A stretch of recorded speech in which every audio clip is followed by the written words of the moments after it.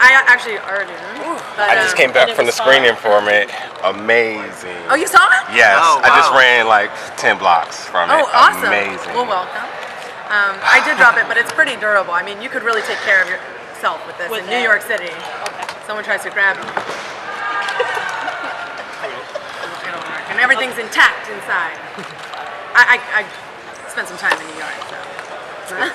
Rosa, I wonder if you could tell us a little bit about the audition process and when you found out that you had it. Because Robert told us that once they saw you, they couldn't imagine anyone else as a lead. Great. I'm glad it worked out. Number one. The audition process, well, they saw every color, age, shape, and size, and list of credits for this movie. So it was really a wide range of people. You know, they didn't leave anybody out. They just wanted to see whose performance best matched Alita, which performance gripped them with the emotionality, because Alita is all about heart and emotion and seeing the emotion through the eyes clearly. So, because the eyes are the windows to the soul, and I'm a very emotive person, so I think that was part of the thing that clinched it for me. The process was pretty long. It was months long. I went first to the Four Seasons where they were holding all of the auditions, and I walked in like, valeted my car, I've got this. And then I walked in and it was like every actress I've ever seen on a screen ever, like big time. And I was like, oh, let me just go back into the page. So whenever I feel that way, I just remind myself how much I love auditions. I do. I'm one of those actors who's like a freak for performing. So I just went back into the page and I'm like, you know what, I do got this. I do really connect with this, and it isn't a stretch for me. So I'm just gonna go in there and do what I like to do. And I went in, I did my performance. Robert cried, and he said, you know, he had a table filled with photos and resumes, and he's like, oh, Rosa, people tell me I should work with you, and I went, I agree. And then I was like, oh my God, what did I just say? And then he laughed, and then I left, and I was like, okay, thanks, bye. And I went in the hallway, I was like, but I guess that he was it was endearing to him. So then I came back for several meetings, just talking to Robert, looking at concept art with my face on it. I was like, I don't get this, it's very mean. But we formed a creative relationship, and during that time, I actually, to take my mind off of the process, I wrote a short film, and he read it and gave me some notes, and I filmed and did this short film in the meantime. So it just gives you an idea of how much time there was. And then I tested with the mocap suit, and then I tested with acting, and then there was another long wait, and I said, I'm getting back to auditioning, because this is going to drive me crazy if I'm just sitting at home. And so I went to this audition, I killed it, and I'm like, yeah, and for the 1 second that Alita slipped my mind, I get into the elevator after this audition, and I have a missed call from Robert, and I'm like, oh my God. And then I go downstairs, and I call him, and he's like, hey. And I'm like walking to my truck that I parked on Hollywood and Vine, which is like the apex of hell. So I'm at a meter, and I call him, and he's like, hey. And I'm like, hey. And he's like, listen, I really liked your performance, and I really fought for you. And I want you to know that we will work together, at some point. And I really appreciate you as an artist. And I'm like, what is going on? And then I look up, and there's a freaking parking lady giving me a ticket. And I'm like, oh, what's that? Like right away, it's like a steep downfall into from I'm the shit to I'm nothing. And she's like writing me a ticket, and I'm like, oh my God, he's like, yeah, I really wanted to work with you, which is why come September, we're gonna be on set shooting Alita, because you got it. And I was like, ah! And I ran over to the parking lady, and I just hugged her so hard. I was like, thank you. And I took the ticket, and I was like, yes. Because I realized I had a document saying where I was, what time it was, exactly the day, the moment I found out about it. And then I emailed that picture to Jim, and they did not pay my ticket. Which I was like, so that's my experience. It's pretty long-winded. And the warrant is still out for your The warrant is still out for my arrest. My car was impounded, so if you can find my truck, please return it to me. You mentioned connecting with the material. What was it specifically that you... Well, I just really like Alita. I mean, she's so funny, and she's so kind of like, she can be crass, she can be soft, she can obviously kick major ass. She's the full wheel of emotion. She is as dynamic as women actually are. So I was happy to portray that. Yeah, so you've done a lot of action movies before, so what did you have to do to get ready for this one? This one was a little bit different because there's a martial arts technique called Panzerkunst from the manga, and it is an amalgamation of several different martial arts techniques. So I did Eagle Claw, Muay Thai, kickboxing, staff work. It was a well-rounded body of stuff we worked on for about 5 months, 2.5 hours every day, except for Sunday, and changed my diet and my life, and got physically stronger. And I still train to this day because you don't want to lose it. You start to get addicted to it after a while, and it becomes very hard to get back up to that level of endurance if you take time off. So yeah, it was a long, hard process, and it was great.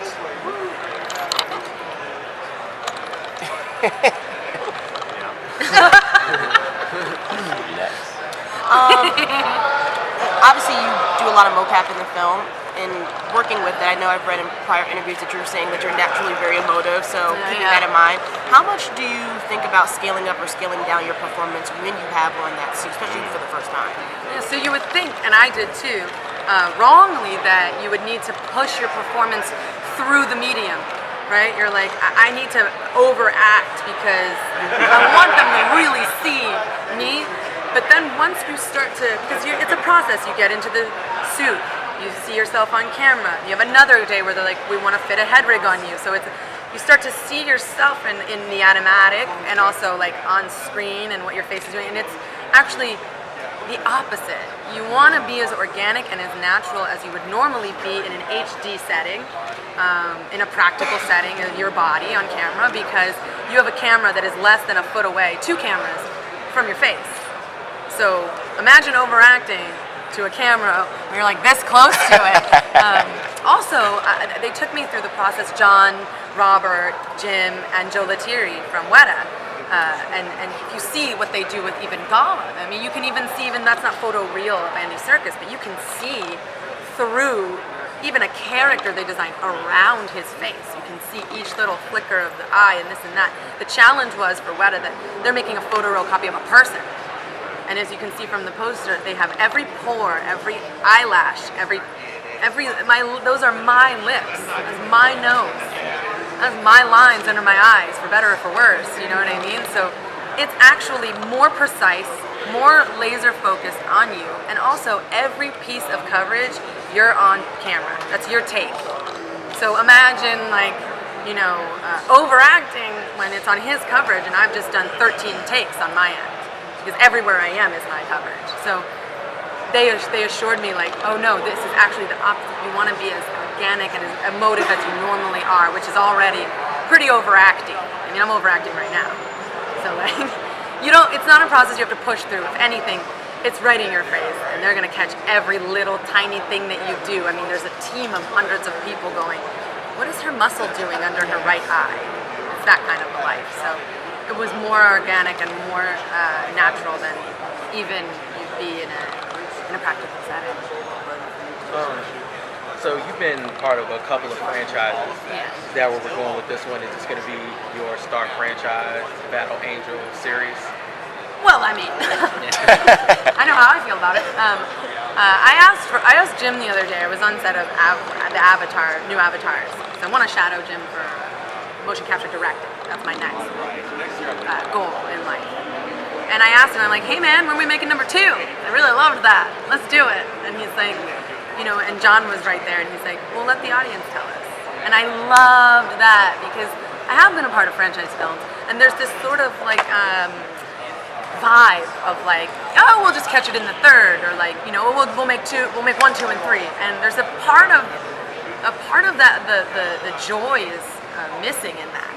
The creativity is missing in that, because you're like, I know I'll be making 3 films, but where's the initial drive to make those films? While we have a message to promote with this film, we have a goal a very strong goal to tell young kids that you can be and you can change the world if you just look inside of yourself. Like, that's the goal. It's not to make 3 films and to make them all pretty cool and make lots of money. Although, I would love that, but it's very much we're gonna make this film. We want it to stand alone and be as good as it possibly can and grip audiences. And if they want us to, we can continue that journey for them. And it's a lot in the audience's hands, which I love. As a movie fanatic, I love when I'm respected that way. So what other film have you seen that's like this one, that would be one of your favorites? I've never seen a film like this film. Yeah. I mean, you saw the footage. It's impossible to compare to anything. It's brand new. But I'd say Avatar, if I had to. Yeah, it's really the only... Kill Bill. Kill Bill, that's a good one. Each Kill Bill stands on its own. That's a great one. I'm gonna steal that. I did. I just seen 25 minutes of it. Actually, the best part of it was that John was narrating between each scene. You mean this? Yeah. When Alita wakes up, that whole I died at Comic-Con San Diego. I was like, What was better was when like was John doing it? No. Yes. But what's great is in sometimes San he Diego, presents himself. Yes. John's like, now you will see me. Was he there? Yes, he was. Yes, He's wearing the same bamboo pattern shirt. I was like, is he doing this like right now from outside there? Did he both did it? In our next scene. I'm like, we need to mocap you. It just looks so. So, Yeah, it's really funny. I'm glad you caught that. yeah, It is hilarious.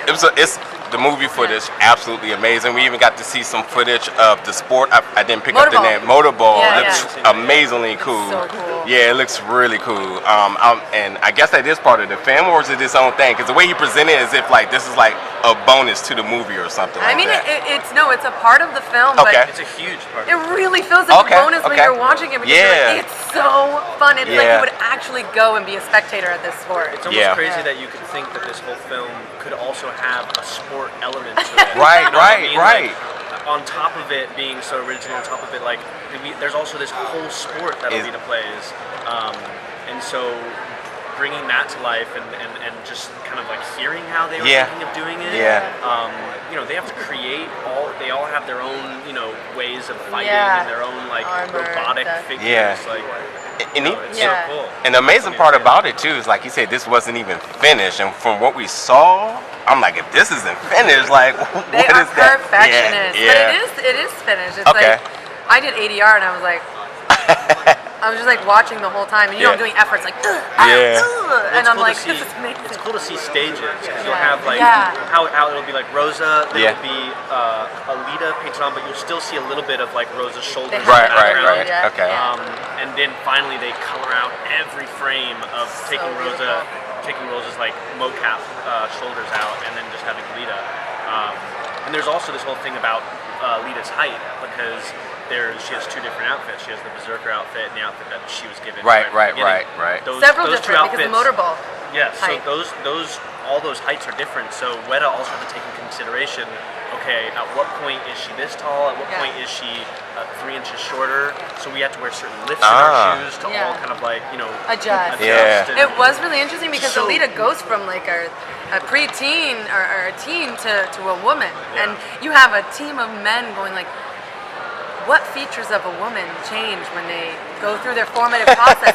And tell me one other movie that has that. A bunch of guys who are like learning about the female process and through her formative years, you know, through puberty, and it is analogous to that because she gets a new body, like a more womanly body, where she's like, this is my body. I mean, it's like so cool to have a team of dudes being like, you know, her body is so precious, you know, and how does she feel in her body?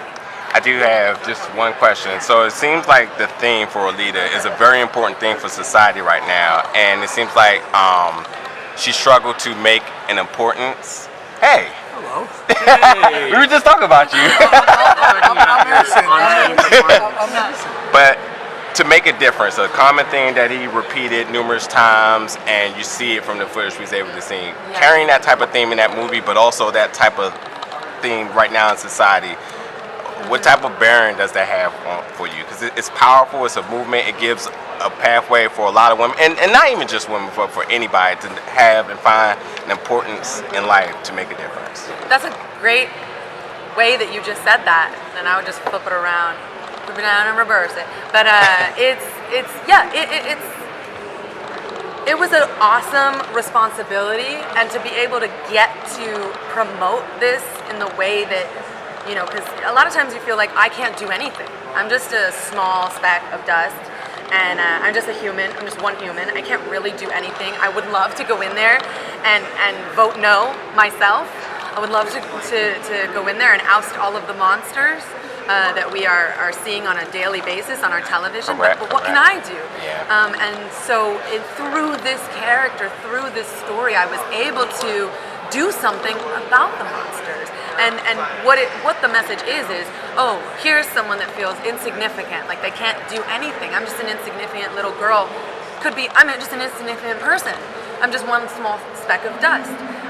And then she goes, well, I'm gonna learn about myself. I'm gonna go on this journey of discovery. I'm gonna empower myself. I'm gonna remember who I am. I'm gonna find out who I am. And then through that, becoming empowered by that, she not only discovers that she can change her own circumstances, that she can actually make an impact for the entire world. Yeah. And I think that is an incredibly important message for everyone to hear. Especially young kids. Yeah. This new generation of kids is going to change our lives for the better. We need more pushing in that direction. So this was the way that even me as an actor who feels like I can't really do anything until I'm like rich and famous and have a platform, this was a way for me to actually do that by making this film and upholding that message. So it was less of a responsibility, even though it was, and more of a gift. I didn't feel the weight of it. I felt the gift of it. Okay. That's amazing. Y'all two have great on-screen chemistry. The first time y'all met in the old city, that was my first audition scene. Really, the magic was there. You can see it, and it just was just like, I don't want this to like break. You had to when you rolled off in the motorcycle or the motorcycle, I guess we'll call it. Gyrocycle. Gyrocycle. Okay. Gyrobite. Yeah, it just was like we want this forever. Yeah, no. Oh, I'm so glad. Thank you. I will say one thing. When you did come in for your audition, well, first of all, Robert and Keean have great off-screen chemistry. He came in for his audition. He was just exactly like Robert on accident. Like black t-shirt, jeans, long hair, and he was like, you know, Robert has his guitar out. You know, he's a very creative genius, and then they started talking about guitar, and Keean's like, hold on. And then starts playing his guitar, and I'm like, all right, well, I guess the chem read went well. And these guys love each other. The real love story is on screen. Thank y'all so much. Have a good day. Yeah, best of luck with the movie. Good luck, girl. Drop it. Thank you. Work it.